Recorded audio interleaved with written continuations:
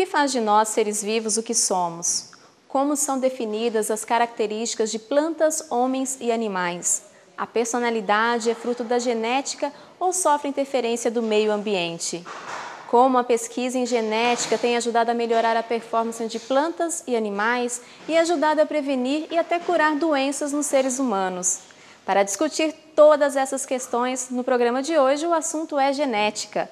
E a nossa pergunta para você é, na sua opinião, o que define a personalidade? A genética ou o meio ambiente? Eu acho que é um conjunto de coisas, né? Mas principalmente o jeito com que ela cresceu, com as experiências que ela teve de vida, né? Eu acho que é o ambiente que ela vive.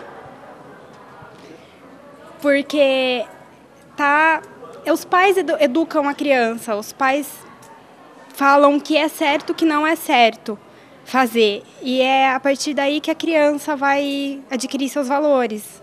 O ambiente que ela vive, porque a sociedade sempre faz as pessoas serem de certa forma.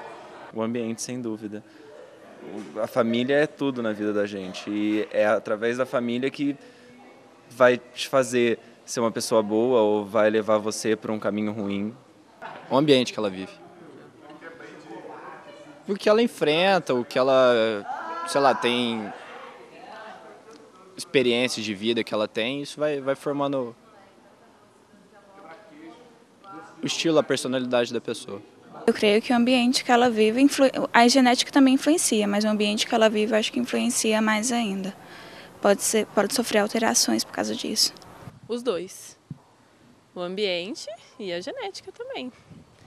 Porque tem o temperamento que puxam dos pais, entendeu? E tem também o fator do ambiente, que é o que a criança tem, os estímulos que ela recebe, entendeu? Do pai e da mãe, a educação, entendeu? Toda a formação dele. Personalidade genética a gente trata com maior profundidade no terceiro bloco. Por enquanto, vamos começar a falar da genética propriamente dita. A pesquisa envolvendo genética não é assunto novo e já propiciou mudanças na agricultura, na pecuária e na medicina. Mas algumas aplicações dessas pesquisas são questionáveis. É o que a gente confere no próximo VT. Quando pesquisadores anunciaram o mapeamento do genoma humano em 2001, parecia que a ciência havia chegado ao ápice das pesquisas genéticas e que as respostas estariam todas ali. Com o tempo, constatou-se que decifrar o código genético do homem era apenas o início de um longo caminho de descobertas. Atualmente, conhecer em detalhes a estrutura dos genes é de extrema importância para a medicina quando se trata de diagnóstico. Para o futuro, os especialistas vislumbram a possibilidade de curas e prevenção de uma série de doenças que possam ser herdadas, ou seja, determinadas pelo nosso DNA. Os grandes avanços foram, em primeiro lugar, na área diagnóstica,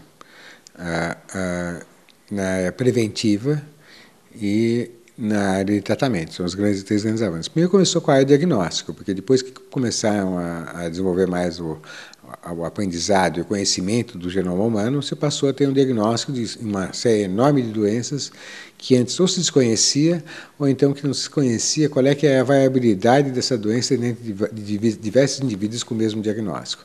Então daí começaram a ver também a influência que tem esse DNA de um gene sobre o outro. Então a coisa foi crescendo e hoje é possível fazer o diagnóstico de qualquer mutação gênica desde que você tenha uma série de características clínicas, laboratoriais, radiológicas, etc., que te induzam aquele diagnóstico. Você consegue decifrar o gene e dizer qual é que é a mutação que aquela família possui. Embora tenhamos nos acostumado a relacioná-la às pesquisas que tentam desvendar aquilo que faz de nós o que somos, a genética vai muito além e está mais presente em nosso dia a dia do que podemos imaginar.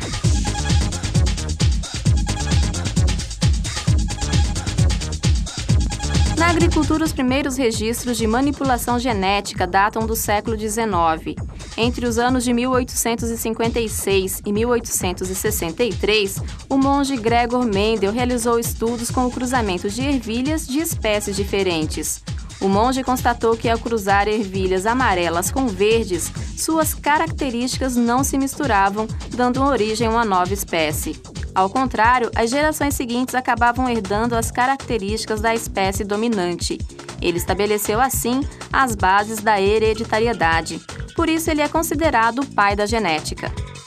O trabalho de Mendel facilitou o cruzamento de plantas com características diferentes a fim de obter espécies geneticamente melhoradas, que podem, dependendo da necessidade, ser mais resistentes às pragas, adaptadas ao clima de uma determinada região ou então que sejam simplesmente mais produtivas. No Instituto Agronômico de Campinas, experiências genéticas que visam melhoramento agrícola são realizados desde os anos de 1930. No IAC a gente conhece aproximadamente mais de 45 mutantes e todos eles foram feitos análises genéticas, foram determinados os genes envolvidos e algumas desses mutantes, como é o caso do caturra e o gene chamado caturra, é um gene dominante que, levado para uma variedade de porte alto, ele fez com que fosse produzida uma variedade chamada catuaí, que representa hoje 40% da cafeicultura brasileira.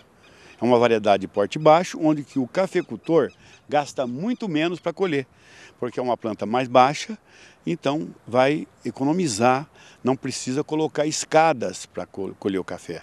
Então a genética, descobrindo esse mutante, estudando a herança desse mutante, quantos fatores estão envolvidos, e transferindo esse gene para uma outra variedade de porte alto, surgiu uma variedade que chama-se catuaí, que em tupi-guarani quer dizer muito bom. Esse tipo de experiência, que visa apenas o cruzamento entre espécies para o melhoramento das características, é chamado de genética pura.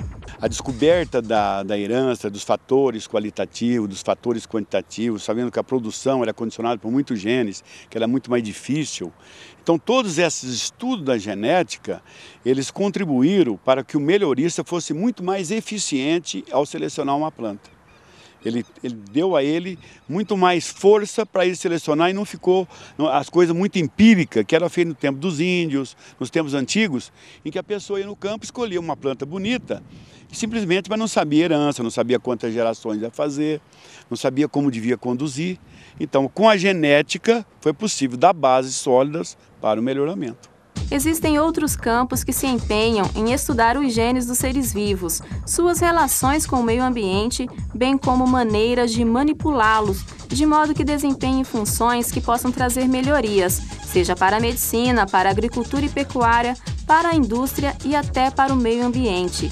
Estamos falando de áreas como a engenharia genética e a biologia molecular, que trabalham juntas na manipulação genética, que consiste em encontrar na natureza organismos que desempenhem determinadas funções e transferir essas funções para outros organismos. Tem várias maneiras hoje, vários modos, né, que o pessoal conseguiu fazer para poder colocar um gene dentro de uma célula. Se a pessoa tiver um gene deficitário, um gene que precisa ser modificado, hoje já estão fazendo isso in vitro, com uma certa facilidade, mas alguns desses genes funcionam bem, alguns desses genes naturalmente funcionam mal. Porque uma coisa é você descobrir como é que é o sequenciamento do gene, outra coisa é descobrir como é que aquele gene colocado na pessoa vai dar origem a um aspecto funcional daquele gene e corrigir. Então, a coisa muito bem citada é, por exemplo, uma malformação óssea. Como é que vai criar um osso para corrigir aquele outro osso? É uma coisa mais dificultosa. Agora, uma doença metabólica qualquer, você interferir em algumas células, modificando aquelas células e fazendo com que a pessoa passe a produzir aquela alteração metabólica, aquela enzima, ou então aquele metabolismo que é interessante para ele. A indústria farmacêutica é uma das áreas que mais se vale da pesquisa genética. Um bom exemplo disso é a fabricação em laboratório da insulina utilizada pelos diabéticos. Até pouco tempo, essa insulina só podia ser retirada do pâncreas de bois e porcos. Para que fosse possível a sua fabricação em laboratório, foi preciso transferir um segmento de DNA humano responsável pela síntese de insulina para uma bactéria, que a partir daí se encarrega de processar esse hormônio. A transferência de DNA para bactérias de modo a estimulá-las a desempenhar determinadas funções é a base da manipulação genética. No próximo bloco, a gente discute a genética e sua importância na constituição de cada um de nós. Não saia daí, o assunto Volta Já!